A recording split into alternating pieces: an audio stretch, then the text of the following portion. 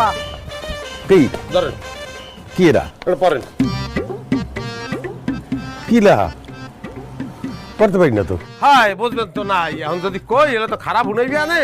মানুষে কয় যে উপর থেকে ফেলাইলে নিজের গায়ে পড়ে, কারণ হৌরের কথা কেমন তারা কই পড়ালা একটু জানা লাগে। এটাকে বলে প্রেসক্রিপশন। প্রেসক্রিপশন এটা আবার একটা প্রেসক্রিপশন।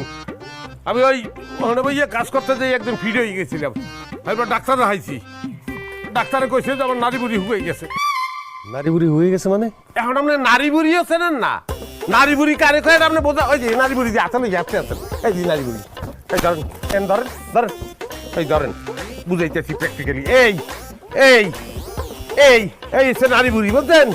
এই নারী বুড়ি এই হুকাই গেছে, এই যে হিন্দে ফুকা থাকে, এই ফুকাই দিয়া আপনার রক্ত টক্ত চলাচল করে। আমার তো হুকাই গেলে সিমা লেগে গেছে, আর রক্ত আছে চলাচল নাই।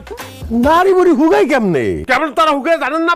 পাড়াইছে তো উগনার দেশে মরুভূমি, কাম করতে হয়েছে 20 ঘন্টা 25 ঘন্টা কাম করছি আমি। হেনে ব্যাগ কিছু উগাই গেছে, আর ওগুলো চিকিৎসা করতে হবে, টাকা লাগবে। কি টাকা লাগবে, টাকা।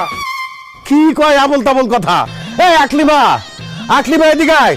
এই তোর জামাই কি আবল তাবল কথা কইতেছে? কি আবল তাবল কইতেছে? এই যে তোর জামাই কি কইতেছে নারী বুড়ি শুকাই গেছে। আমার তো মনে হয় পাবনা মেন্টাল হাসপাতালে ভর্তি করা লাগবে। কথা হতো আমি তোমার ভাঙ্গে বলতে আছি।